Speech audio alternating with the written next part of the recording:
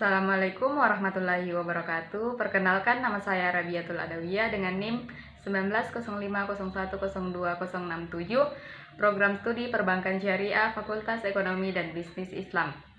Baik, tujuan saya membuat video ini yaitu untuk memenuhi tugas akhir semester saya, mata kuliah Analisis Tingkat Kesehatan Bank.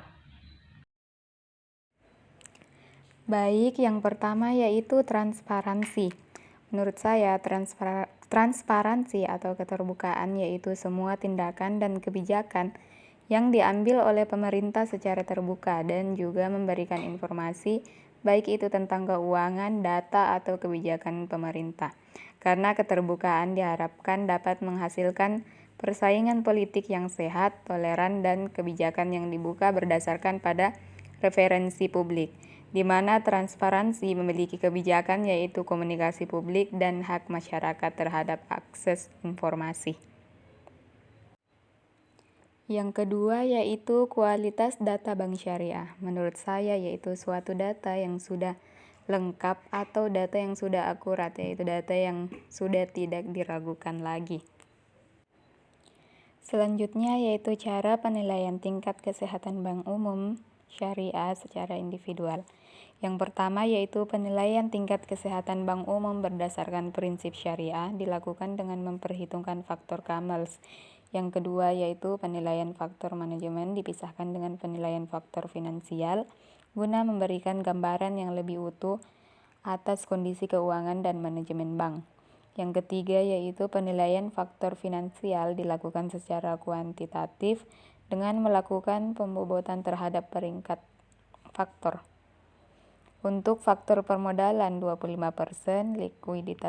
kualitas aset 50%, rentabilitas 10%, likuiditas 15%,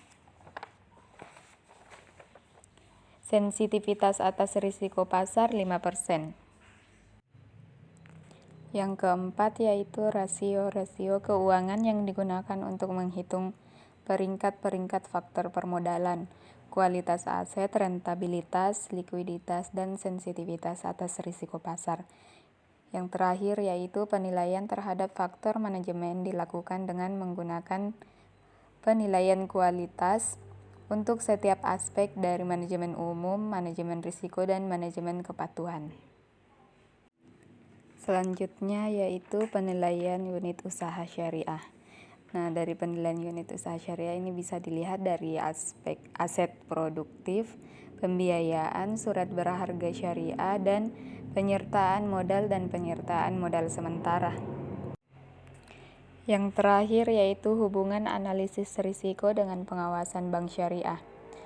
Hubungannya ialah untuk memantau atau mengontrol bank ketika bank menganalisis suatu risiko atau untuk mengetahui seberapa mampu bank dalam mengatasi serta meminimalisir risiko perbankan atau penerapan manajemen risiko dan mempertahankan likuiditas bank apakah sesuai prinsip syariah atau tidak. Itulah tadi pemaparan materi dari saya.